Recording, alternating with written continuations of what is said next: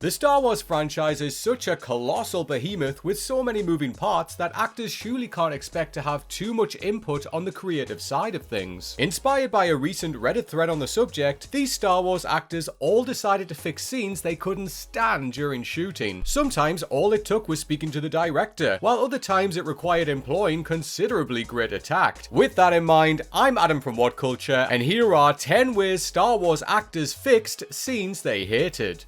Number 10. Mark Hamill wore the Vader mask because he hated the prop head, The Empire Strikes Back. In The Empire Strikes Back's iconic darkside cave scene, Luke Skywalker has a vision of being attacked by Darth Vader, but when Luke decapitates him with a lightsaber, he sees his own head staring back at him inside Vader's destroyed mask. It's a chilling, brilliantly executed scene, but one which wasn't quite coming together for Mark Hamill during shooting. Originally, a prosthetic of Luke's head was going to be placed within Vader's mask for the shot of Luke's face staring up, but Hamill was dissatisfied with the quality of the prop, and so the scene was reshot with Hamill simply poking his head up from underneath the set stage and into the Vader mask, ensuring Luke's decapitated head looked considerably more realistic. Not being a prop and all, this scene proves yet again that the simplest solution is often the right one. No fancy effects needed, just a guy shoving his head through a hole in the set. On Twitter, however, Hamill added that shooting the scene this way did present an additional challenge, trying not to blink when smoke wafted across his face. Number 9. Tim Rose refused to have Admiral Akbar celebrate the Empire's defeat, Return of the Jedi. Return of the Jedi, of course, ends with the destruction of the second Death Star, and all the rebels around the galaxy euphorically celebrating their victory over the Empire. But Tim Rose, the puppeteer who portrayed Admiral Akbar on set, objected to a request from director Richard Marquand that he and the other Mon Calamari characters on board his ship dance around and celebrate following the victory. Rose strongly felt that Akbar would react in a more solemn fashion to the Empire's defeat, and so refused to perform the scene as Marquand requested. In a 2019 interview, Rose said, "I was at the stage where I came within 200 numbers of being drafted for Vietnam, so I had very strong views about the war at the time. While I think it's something to be proud of, but not something to celebrate, there's a big difference. So in Akbar's last scene, they put the camera on him. I thought about our people who died, their people who died, and the weight of it sunk me down in the chair." And Marquand got really angry and said, "Right, we're gonna do this again, and this time you get up and dance around." I said, "If you want Akbar to dance around, you can put someone else in the suit. You've got my performance." And they left it in. Rose was absolutely right here. Seeing Akbar slump down in his chair is infinitely more suitable and impactful than watching him do a jig around his ship. Number 8. Carrie Fisher spoke her least favourite line of dialogue in an English accent, A New Hope. Sometimes actors resort to desperate measures in an attempt to fix a scene they can't stand, and that was most certainly the case with Carrie Fisher when she filmed A New Hope's iconic holographic recording of Princess Leia. In a panel discussion shortly before her death, Fisher confirmed that she absolutely loathed one particular line from the sequence, when Leia says, "I have placed information vital to the survival of the rebellion into the memory systems of this R2 unit." Fisher's frustration with the clunky, unnatural sounding dialogue prompted her to perform it in an English accent, because she felt that it wouldn't sound right coming from an American tongue. Now, did Fisher really fix the dialogue, given that fans routinely point out how jarring Leia's English accent is in the film's establishing scenes? Probably not, but she at least tried to do something to make it fit better, even if it ultimately didn't work out. Hilariously, Fisher also admitted that this single scene is what prompted her to embark on a second career as a Hollywood script doctor after the end of the original trilogy, working for many years polishing scripts of some of the biggest movies of the 1990s. Number 7. Mark Hamill had Luke wink at C-3PO rather than ignore him, The Last Jedi.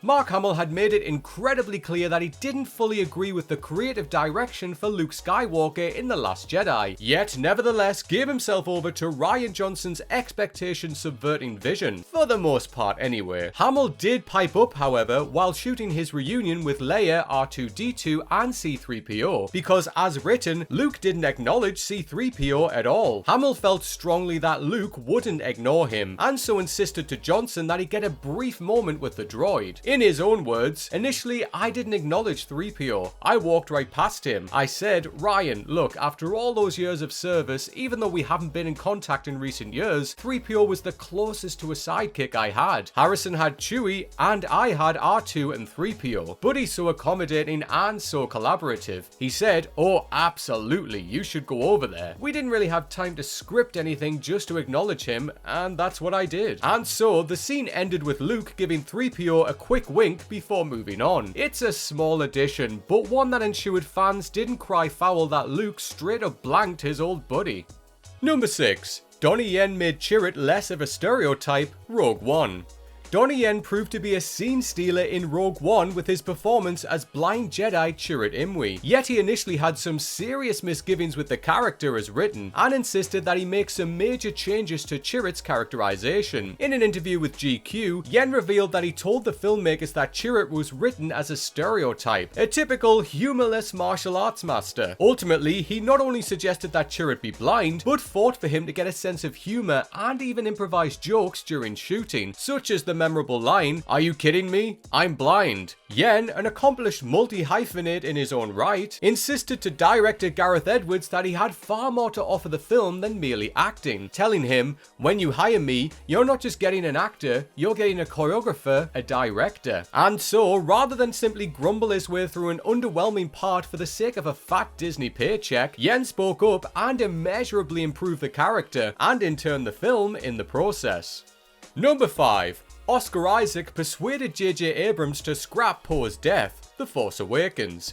Originally, when Oscar Isaac signed up to play Poe Dameron in The Force Awakens, it was written to be a relatively small role, because Poe would be killed off at the end of the first act when he and Finn crash-landed on Jakku while fleeing the First Order. As excited as Isaac was to appear in a Star Wars movie, he wasn't terribly thrilled about being killed off so soon, especially after recently shooting 4 separate movies where he died early on. And so, Isaac made his reservations clear to Abrams, who around a week later told Isaac that they found a way to give Poe a stay of execution, ensuring he stuck around for the rest of the movie and ultimately the trilogy. If Poe felt like the lesser of the sequel trilogy's 3 heroic leads, it's probably because he wasn't originally supposed to be one at all.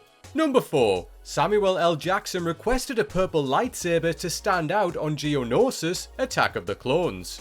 Samuel L. Jackson's time on the Star Wars prequels reached a fever pitch of frustration while shooting Attack of the Clones' Battle of Geonosis, when Jackson realized that his character, Mace Windu, wouldn't stand out amid the chaos of the battle. And so, Jackson went directly to George Lucas and asked him if, to help him pop among the literally hundreds of characters in the scene, Windu could have a purple lightsaber. Though Lucas reminded him that Jedi lightsabers are typically only blue and green, Jackson retorted that he was playing the second baddest Jedi in the universe next to Yoda. Ultimately, that was that. But when Jackson was summoned back for reshoots, Lucas called him over and showed him footage of the battle where Windu was indeed rocking a purple lightsaber, much to his delight. Few actors would have had the confidence to make such a bold request of Lucas, let alone the clout to actually persuade him. Bravo, Jackson.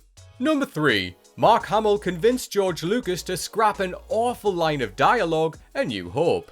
It's no secret that A New Hope in particular has its fair share of ropey dialogue, but in one scene it eventually became too much for Mark Hamill, who convinced George Lucas to scrap the offending verbiage entirely. Shortly after the destruction of Alderaan, Luke and Han Solo were meant to have an exchange on the Millennium Falcon, where Han mentions that he's going to drop Luke and company off at the nearest asteroid, and Luke replies with the following word salad: "But we can't turn back. Fear is their greatest defense. I doubt if the actual security there is any greater than it was on Aguilai or Sullust, and what there is most likely directed towards a large-scale assault." Hilariously, Hamill bluntly told Lucas what he thought of the dialogue. He said, "Who talks like this, George? This is really not fair, because you know we're the ones who's going to get vegetables thrown at us, not you." And his appeal ultimately won out, as Lucas binned the cumbersome dialogue in favor of more plainly spoken chatter between the two. Praise be. Number 2. Harrison Ford changed "I love you" to "I know, The Empire Strikes Back." Now for what's by far the most famous of all on-the-fly changes made by frustrated Star Wars actors. At the end of The Empire Strikes Back, when Han is about to be frozen in carbonite, Leia tells him, "I love you," and Han was originally scripted to say, "I love you too." But Harrison Ford felt that it wasn't consistent with Han's established character for him to say this to Leia, and so improvised a more on-brand retort, with Han instead telling her, "I know." This more aloof, distant response was absolutely better suited to Han's character, and remains both one of the character's defining moments and one of the most memorable beats in the entire Star Wars franchise. Though Ford did shoot a version of the scene as scripted for safety's sake, when both versions were tested in front of an audience, it was clear that his improvised revision was the one to go with. And like that, cinematic history was made. Number 1. Ray Park refused to blink as Darth Maul, the Phantom Menace.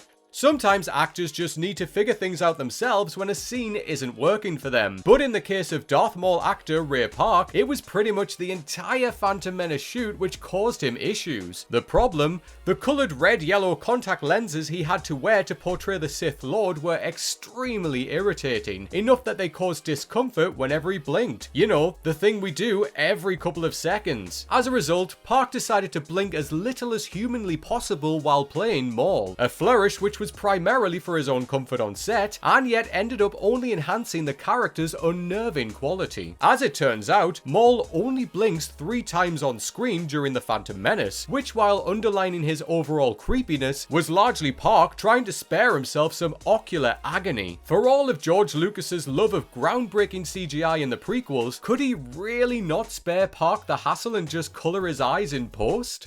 And there we have it, folks, our list of Star Wars actors who fixed scenes they really hated. And please do let us know in the comments which scene you think they fixed for the better. While you're there, please do give us a like and hit that subscribe button. If you want to follow me on socials, I am at Strawn87 on Twitter and on Instagram. You can come and say hello to me on there. Thank you for watching, everyone. I hope you enjoy the rest of your day, and until next time, may the Force be with you.